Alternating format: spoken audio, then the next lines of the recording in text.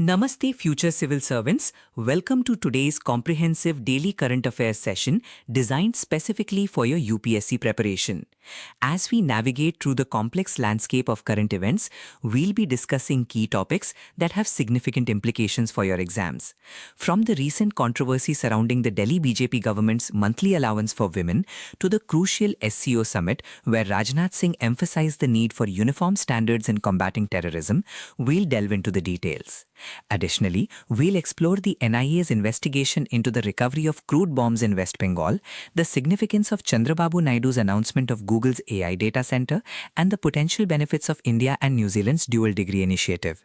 These topics are not only relevant for your prelims, but also hold significant weightage in the mains exam, particularly in subjects like polity, international relations, and economy. I encourage you to take notes and engage with our community in the comment section, where you'll find practice questions to reinforce your learning. Stay tuned for the next 20 minutes and let's dive into the world of current affairs together. Atishi, the leader of opposition in the Delhi Assembly, has criticized the Bharatiya Janata Party or BJP government in Delhi over its unfulfilled promise of providing a monthly allowance of 2,500 rupees to women in the national capital. This promise was made by the BJP ahead of the Delhi Assembly elections in January last year. Atishi also termed the acceptance of the merger of 7 Aam Aadmi Party or AAP Rajya Sabha members of parliament or MPs with the BJP as unconstitutional. The significance of this issue lies in the fact that it highlights the importance of political parties fulfilling their election promises. The BJP had promised to provide financial assistance to women in Delhi, which could have had a positive impact on their economic empowerment. However, the failure to deliver on this promise has raised questions about the party's commitment to women's welfare. This issue is also important because it involves the merger of AAP MPs with the BJP, which has implications for the political landscape of Delhi. According to Atishi, the BJP had promised that women in Delhi would start receiving 2,500 rupees in their bank accounts from March 8 last year. Women were told to link their mobile numbers with their bank accounts and were assured that they would receive an SMS confirming the transfer of the amount. However, this promise remains unfulfilled, and Atishi has questioned the Rekha Gupta government over its failure to deliver on this promise. The merger of 7 AAP Rajya Sabha MPs with the BJP is also a significant development, as it could potentially alter the balance of power in the Delhi Assembly. This issue is relevant to the UPSC syllabus, particularly in the context of Paper 2, which deals with polity and governance. The topic of election promises and their fulfillment is an important aspect of democratic governance, and aspirants should be aware of the implications of unfulfilled promises on the political landscape.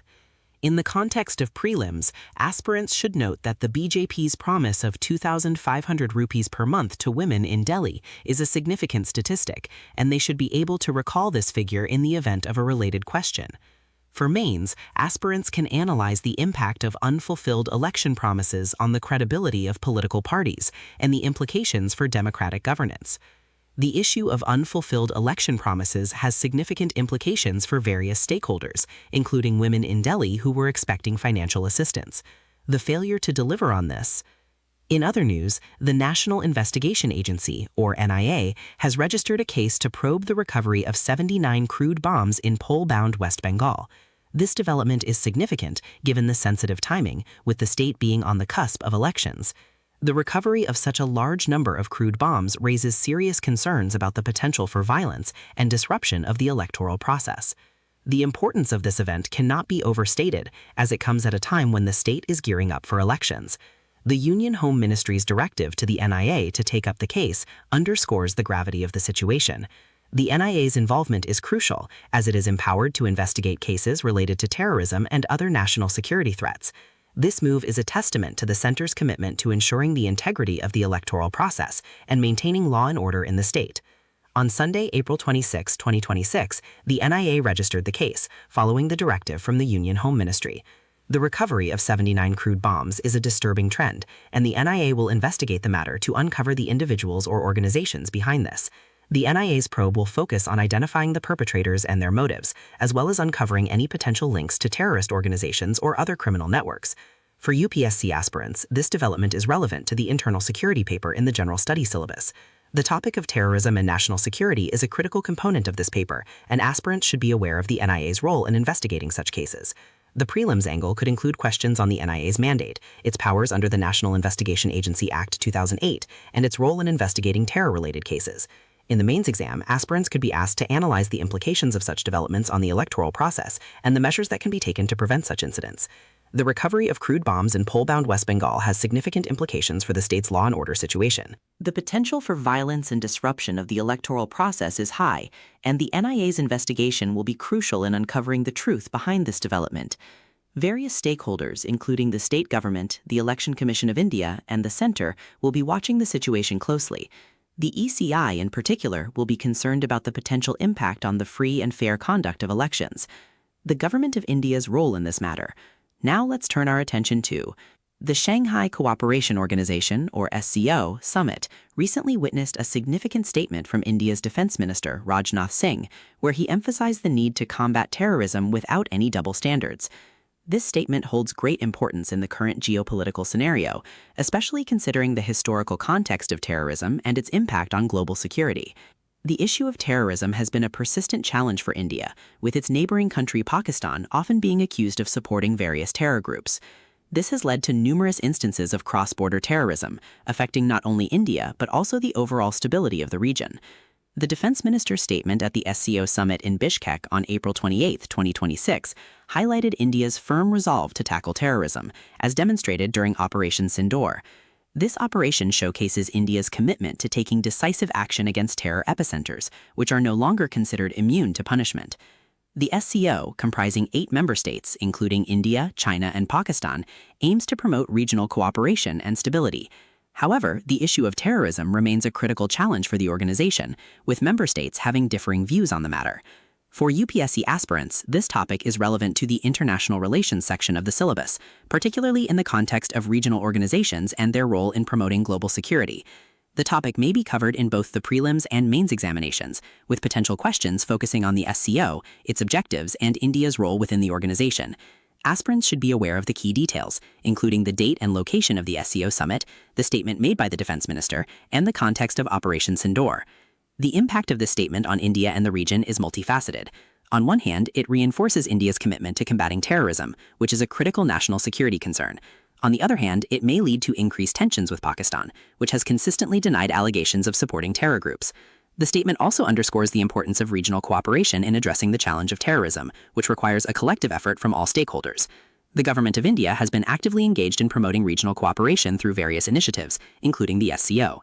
The country's national security policy, as outlined in the National Security Advisory Board, emphasizes the need to address the challenge of terrorism through a comprehensive approach. The Indian Constitution, under Article 51, also emphasizes the need to promote international peace and security. Moving forward, the implications of this statement will. Next up, on April 28, 2026, Chief Minister N. Chandrababu Naidu laid the foundation stone for Google's 1.35 lakh crore rupee AI data center in Visakhapatnam, one of the largest single foreign direct investment projects in India. This significant development is a result of Google's $15 billion commitment to Andhra Pradesh, announced earlier. The data center, to be managed by Google's subsidiary Raiden Infotech in partnership with Adani Infra, Adani Connects, and Airtel Nextra, is expected to boost the state's economy and create new opportunities. The establishment of this 1 gigawatt hyperscale AI data center is crucial for India's growing digital economy. With the increasing demand for data storage and processing, India needs robust infrastructure to support its digital ambitions. This project, spread over 601.4 acres at Tarluvada, will not only generate employment but also contribute to the country's GDP. The investment of 1.35 lakh crore rupee is a testament to the confidence of foreign investors in India's growth story. Key details of the project include the massive investment of 1.35 lakh crore rupee, making it one of the largest FDI projects in India. The data center will be managed by Raiden Infotech, a subsidiary of Google, in partnership with Adani Infra, Adani Connects, and Airtel Nextra. The project is part of Google's $15 billion commitment to Andhra Pradesh, announced earlier. This development is significant for UPSC aspirants, particularly in the context of the economy and international relations papers. For prelims, aspirants should remember the key statistics, such as the investment amount and the partners involved. For mains, they can analyze the impact of such large-scale FDI on the Indian economy, employment, and digital infrastructure. The establishment of this data center has significant implications for India's digital economy, employment, and GDP. From a multiple perspectives approach, it can be seen as a positive development for the country, as it will create new job opportunities, contribute to the state's revenue, and enhance India's digital infrastructure. However, there may be concerns regarding data privacy, security, and the environmental impact of such large-scale projects.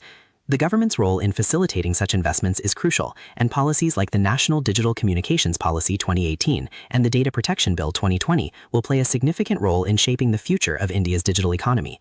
The government's policies, such as the Make in India initiative and the Digital India program, have created a conducive environment for foreign investors. The National Investment Promotion and Facilitation Agency, set up by the government, also plays a crucial role. Shifting gears to, India and New Zealand are exploring opportunities to introduce dual degree programs to boost student exchanges between the two countries. This development was announced by Commerce and Industry Minister Piyush Goyal, who emphasized the importance of deeper collaboration in the education sector. Goyal stated that it would be beneficial for students from New Zealand to gain work experience in India, interact with people, and understand the culture. Similarly, Indian students visiting New Zealand would be exposed to a new world. The significance of this initiative lies in its potential to strengthen people-to-people linkages between India and New Zealand. In recent years, there has been a growing recognition of the importance of international collaborations in education.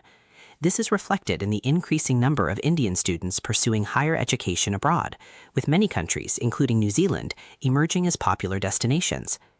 The proposal for dual degree programs was first suggested by New Zealand's Trade Minister Todd McClay, who highlighted the need for recognition of degrees in each other's country to promote bilateral ties in the education sector. Key details of this initiative include the potential for joint degree programs and student exchanges between Indian and New Zealand universities. Goyal's statement came after a meeting with McClay, where they discussed ways to enhance cooperation in the education sector. The exact number of students who would benefit from this program is not yet clear, but it is expected to increase the flow of students between the two countries. As of now, there are over 30,000 Indian students studying in New Zealand, with many more expressing interest in pursuing higher education there.